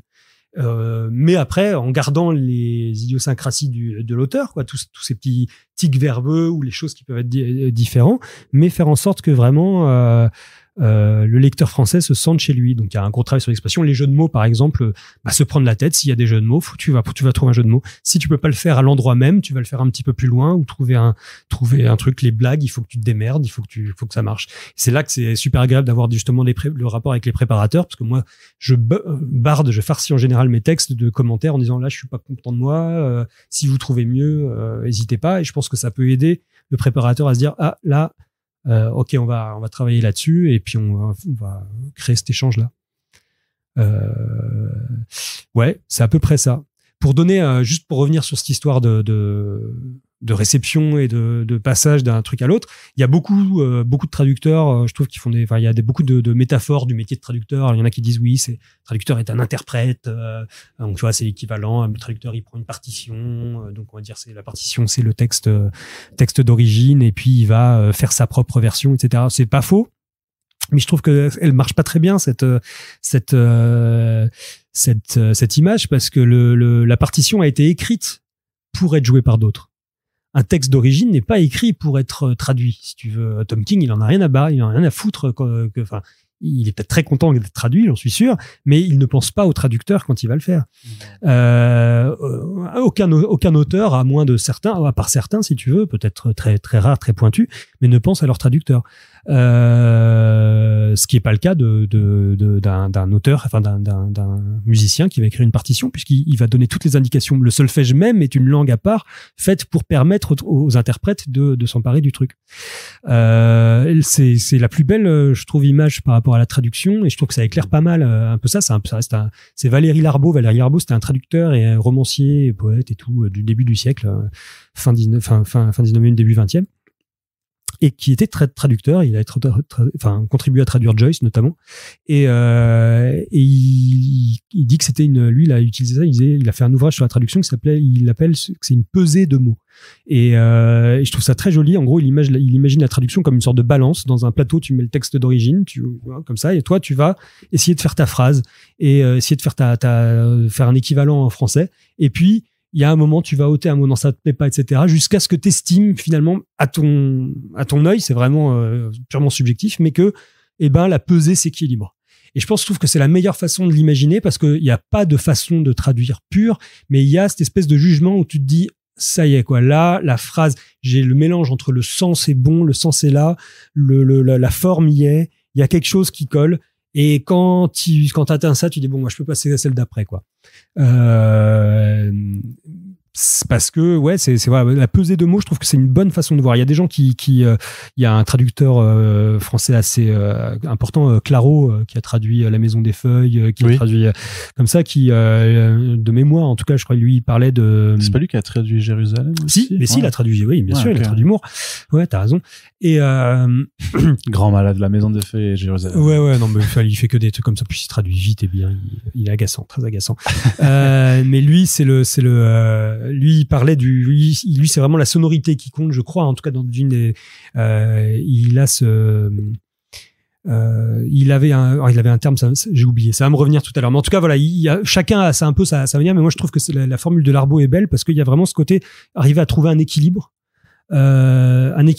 entre la phrase d'origine et la phrase, et c'est plus vers ça que je m'oriente maintenant, là où avant j'étais vraiment très cibliste, c'est-à-dire c'était le lecteur français absolument à privilégier, il fallait comme ça. Ça voulait pas dire que je virais les références culturelles américaines ou quoi que ce soit, hein, mais j'essayais de faire en sorte que ce soit le lecteur français ne lâche pas le bouquin en disant ça veut dire quoi ou de quoi il parle, etc.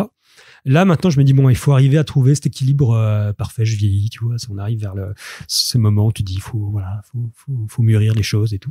Mais je trouve que c'est une belle façon de voir, et après, c'est toi qui détermines quand la phrase est équilibrée, mais voilà, il y a de ça. Parce qu'après, il faut que tu lises, faut que tu relises, ouais. En plus, toi, donc, je le sais, mais tu relis dans ta tête, mais tu relis surtout à voix haute, notamment pour les dialogues. Ouais. C'est un truc que tu fais vraiment. Ouais. Alors, je l'ai fait, maintenant, je l'ai fait au début, quand je commençais vraiment. Maintenant, ça se fait naturellement, si tu veux. J'ai mon petit théâtre dans la tête, mais c'est vrai qu'au début, je relisais le comics, ça me permettait de repointer tout, en faisant les voix. Alors, c'est vrai que je passais un peu pour un starbé, en famille, quoi, mais je me mets à hurler tout d'un coup, enfin, tu vois. Et mais ça aide vachement, en fait, ça aide vachement. Après, moi, j'étais un peu théâtreux à une époque, et du coup, ça m'amuse aussi, et ça aide. Il y a ce côté, ça donne à ce côté un peu, voilà, à rendre. Et quand tu traduis du super-héros, c'est génial, quoi. Enfin, c'est aussi ce que je voulais. C'est ce que je faisais naturellement déjà quand j'étais petit. Je me souviens quand je lisais des comics, des fois j'arrêtais, j'étais genre en garde Magneto. Enfin, tu vois, quand je relisais un truc, j'étais genre vas-y. Et je vivais ça, je le vivais à fond, quoi. Et le relire, ça me permet de me remettre un petit peu là-dedans. Mais maintenant, c'est vrai que j'ai tendance à le faire un peu moins. C'était surtout sur les dialogues, ouais. Et puis, mais ouais, c'est le kiff, quoi. Et j'ai une dernière question, enfin, pour terminer ce podcast sur le côté un petit peu juste sur le dernier travail, et sur lequel j'ai eu le plaisir vraiment juste de te relire. Tu parlais de prépa, et il s'avère que j'ai pu le faire avec toi, sur pour le coup, sur deux équipes créatives que j'adore. C'est d'une part, il y avait Immortal Sergeant, et donc Zoé Sorogood sur It's Lonely at the Center Earth. Alors, comment on fait quand on est un mec de 40 piges pour se mettre à la place d'une jeune femme de 23 ans qui écrit son autobiographie? Là, c'est quand même un exercice assez particulier aussi, pour cette BD en particulier. Et écoute, alors c'est vrai que déjà, c'est vrai que ça, c'est important, c'est que à part peut-être pour Invisible Republic, j'ai réalisé que j'avais traduit quasiment que des mecs. À part peut-être dans les romans, j'avais traduit des autrices, mais Mais là, dans le comics, ouais, c'est vrai. Alors, c'est vrai comment, ouais, un quarantenaire. Alors, techniquement, t'as traduit Camille Garcia aussi, donc. Oui, c'est vrai. T'as fait une autrice quand même. Oui, c'est vrai. C'est vrai, tout à fait. Mais ouais, dans le cas de Zoé Thorogood, bah écoute, je me suis pas trop posé la question. Hein. Vraiment, ça me posait pas trop. C'était pas trop ça le souci. Je trouvais que c'était surtout rendre son humour, qui était très doux, amer. C'est incroyable cette BD. Enfin, moi, voilà, c'est une tuerie. Hein. Et c'est une tuerie parce que je trouve que c'est dans le mainstream entre guillemets, c'est ce qui ressemble le plus à des comics underground des années 60 que j'ai pu. Moi, j'adorais Crumb, j'adorais Gilbert Shelton. Et je trouve qu'il y a cette énergie-là, ce côté plastique où tout peut se déformer. En France, il y avait aussi, ça me fait penser pas mal à Matt Conture. Je sais pas si, ouais, un mec génial, Matt Conture, mais où les personnages peuvent se déformer, se transformer, etc. Puis il parle beaucoup de sa dépression, c'est aussi, ça va de l'autofiction comme ça. Et c'est super rare d'avoir ça et d'avoir ça entre guillemets mainstream poussé par un vraiment mis en avant, en tout cas, ou quelqu'un qui a du succès en se mettant aussi à nu. Et ouais, c'était dur, c'était très dur. Parce que effectivement, il y a aussi, je vois un gap au niveau de l'âge, hein, et heureusement que tu étais là-dessus parce que tu avais pu reprendre certaines tournures. Alors je fais très attention justement à ça parce que je suis conscient que les traits vieillissent et donc j'essaye. Par exemple, j'ai été traumatisé moi gamin. Je me souviens, je crois qu'une des premières fois où je me suis rendu compte que je lisais une traduction quand j'étais lecteur de comics à l'époque, c'est que je lisais un semic, c'était un récit, c'était la série Serval qui sortait comme ça. C'était quand Serval avait perdu ses griffes, il avait des griffes en os après, c'était quoi? C'était Onslaught qui lui avait, je sais plus. Non, c'était Magneto qui lui avait arraché son adamantium. Bref. Okay. J'ai pas un temps, mais bon, en gros, voilà. J'ai pas tous les détails. Ouais, bon, c'est un vieux, voilà. C'était très bien dessiné, mais c'était, voilà. Et c'était vraiment traduit, curieusement. Et je me souviens, il y a une scène qui s'est imprimée sur ma rétine vraiment, où t'as, Serval qui court en disant, mais qu'est-ce que c'est que ce Beans? Ah oui. Et là, je disais, comment? Et je me souviens, j'étais pas du tout dans ces problématiques-là, et c'est là, je pense, que ça a été peut-être une révélation. Serval qui hurle, mais c'est que ce Beans! Comme ça, et j'ai la voix de Christian Clavier dans Les Visiteurs. Ouais, forcément. Peut-être pour ceux, voilà, peut-être tout le monde qui écoute ça ne se souvient pas de ça, mais vraiment, ça m'avait, j'avais dû poser, quoi. Là, vraiment, ça fait partie des traductions qui m'ont. Ça t'a sorti. Ouais, là, vraiment, ça m'a sorti, ça m'a fait beaucoup de mal. Et je me suis dit, jamais. Si jamais, en repensant, j'y repense régulièrement, hein, ça me revient dans la tête, c'est jamais tu n'utiliseras de verlan. Jamais tu feras très attention aux expressions qui sont datées immédiatement, sachant qu'en plus, qu'est-ce que c'est que ce bin, c'était déjà has-been, si tu veux, quand je le lisais, ça devait être en 97, Les Visiteurs c'était 94, donc plus personne le disait déjà, quoi. J'étais genre, non, quoi. C'est terrifiant. Et donc, voilà, je fais très attention à essayer de faire ça, mais après, c'est vrai qu'il y a des termes, et je me souviens t'avais trouvé un petit truc génial. C'était quoi? À un moment, Zoé, elle veut pas, en gros, elle est avec ses parents, elle va pas bien du tout. C'est le pas ouf. Pas ouf. Et j'avais trouvé ça génial. En fait, j'avais mis, en gros, le personnage de Zoé est avec ses parents, elle est dépressive, elle veut pas montrer qu'elle est dépressive, elle veut se montrer enjouée, mais ça se fissure, quoi. En gros, la façade se fissure et elle lâche un truc à son père.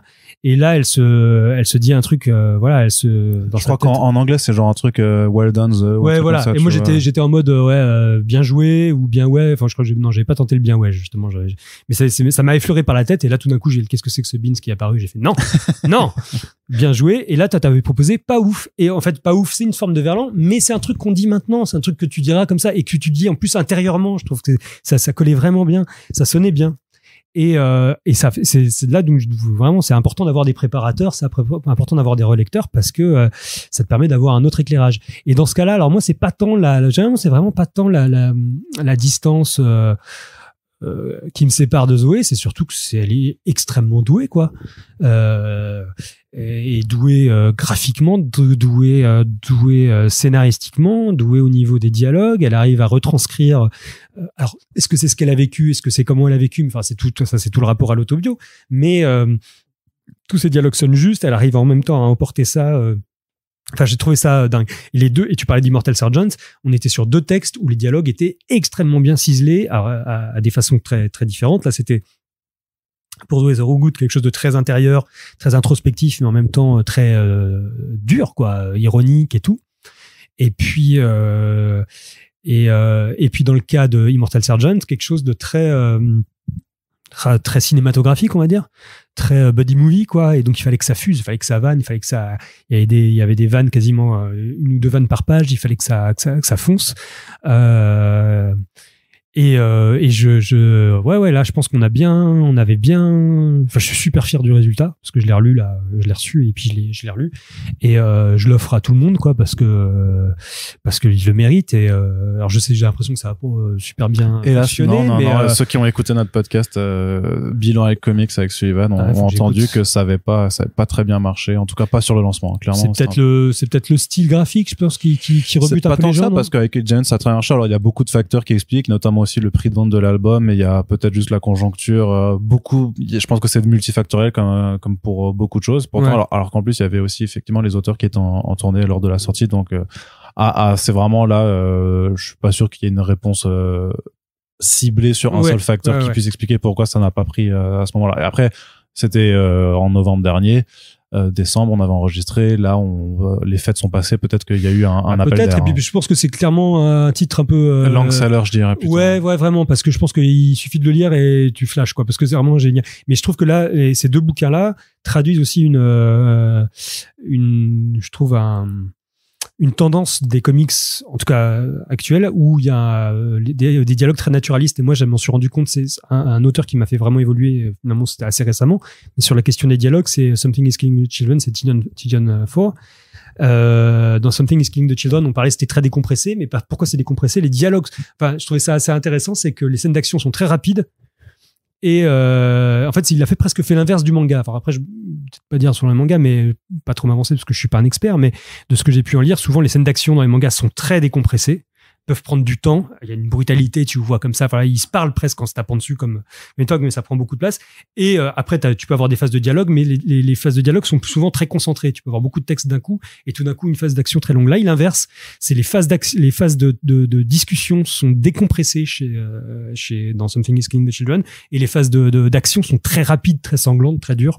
C'est rare qu'un combat dure plus de 3 pages, si tu veux, dans Something. Bah, c'est avec des monstres qui te décapitent. Qui te décapitent, voilà. Exactement. Voilà, et surtout, donc, en gros, il utilise des dialogues, et ces dialogues sont pleins d'interjections, de fine, de machin comme ça, très, très naturalistes. Vraiment, t'as l'impression de les entendre. Et moi, ça m'a demandé. Erika, elle envoie du bois dans elle a dauf. Mais tous les persos, il a une oreille là-dessus. Qu'on ressent d'ailleurs dans Nice House on the Lake, mais tu vois, où là il y a tellement de personnages que c'est plus condensé, quoi. Mais je trouve qu'il y a une vraie, et là ça m'a demandé vraiment ça m'a fait énormément évoluer. J'ai beaucoup changé ma façon d'écrire les dialogues en les rendant plus naturels, tu vois, pas hésiter par exemple à mettre des petites interjections, à finir des virgules, voilà, ou casser un petit peu les phrases pour les rendre des tu vois, des machins comme ça, des phrases coupées en 2 pour que ça rende plus naturel. Et j'avais peur que ça sonne pas. Et à la relecture, je me dis putain, ouais, on les entend bien, on les entend mieux. Et je trouve que ça se fait énormément, que ça revient beaucoup. Donc ça m'a beaucoup servi. Et je trouve que puisqu'ils se décompressent un peu, les auteurs prennent, il y a beaucoup moins de déclamatifs qu'avant. C'est-à-dire que contrairement aux années, on parlait de Black et Mortimer, mais même, je trouve juste que dans les années 80-90, hein, si tu veux, tu relis du Image ou tu vois, des Wildcats, ils sont là genre, c'est nous sommes arrivés. Enfin, tu vois, il y a un côté très, voilà, tu le sais, oui, effectivement, t'es là.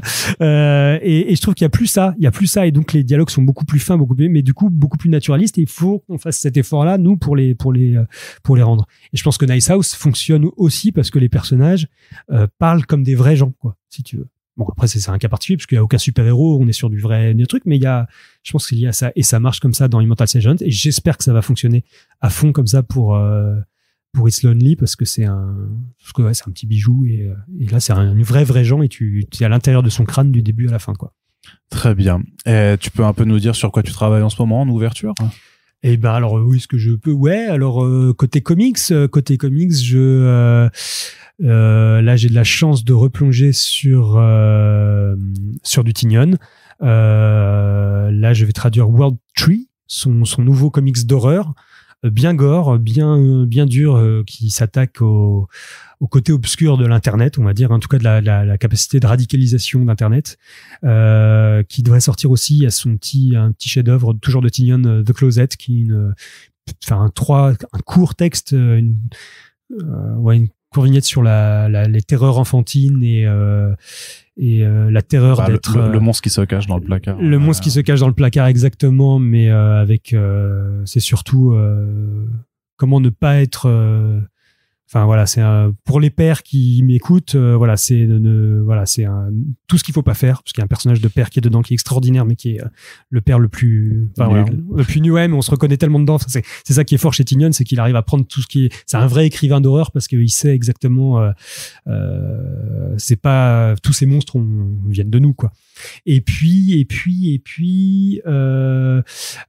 toujours du Tynion, d'ailleurs, je vais traduire le 3e tome de Wind bientôt, et du Ramvé à venir. Donc là, j'ai beaucoup de chance. Au final, j'ai des auteurs extraordinaires, du Ramvé chez iComics et peut-être chez Urban. On va voir. Très bien. Bah écoute, merci beaucoup Maxime d'avoir pris le temps de répondre à toutes ces questions et d'être venu nous parler donc de traduction dans ce podcast. Comme on dit, voilà, nous c'est un corps de métier effectivement qui nous intéresse et qui est passionnant parce que justement ton approche est la tienne et il y aura d'autres traducteurs, traductrices interviewés dans ce podcast. Non, il y en a déjà eu d'autres et il y en aura d'autres encore après toi. Et voilà, à chaque fois, ça permet d'avoir des approches très très différentes là-dessus. Et j'aimerais vraiment, Caro, tu m'as dit que Claro, pardon. Ouais. Claro, j'aimerais vraiment aller lui poser des questions, mais il faudra d'abord que je lise les bouquins surtout en question. C'est aussi une autre paire de manches pour pouvoir bien. Jérusalem, il te faut un petit mois, quelques vacances, facilement. Même plus, quoi, clairement. En tout cas, merci beaucoup d'avoir été là et on suivra de toute façon. Hein, notez bien, voilà, s'il y a du Ramvé qui sort, du Sorogood, du James Tynion 4, généralement, c'est Maxime qui s'en occupe en ce moment, donc vous pouvez regarder dans les ours, dans les crédits, qui s'occupent de vos traductions. Ça vous permettra même un peu de vous familiariser parfois avec le travail de ces personnes. Lisez des bandes dessinées en VF aussi, c'est parce qu'il y a un travail donc qui est effectué derrière et qui est très intéressant également. Puis on vous rappelle que si vous appréciez ces émissions, vous pouvez le soutenir et en même temps soutenir du coup les personnes qui y passent au micro en partageant les podcasts sur vos réseaux sociaux, en parlant autour de vous et si vous pouvez en nous soutenant directement via notre Tipeee. Merci à toutes et tous de nous avoir écoutés. Maxime, je te dis à bientôt et à très bientôt tout le monde pour le prochain podcast. Salut. Merci beaucoup.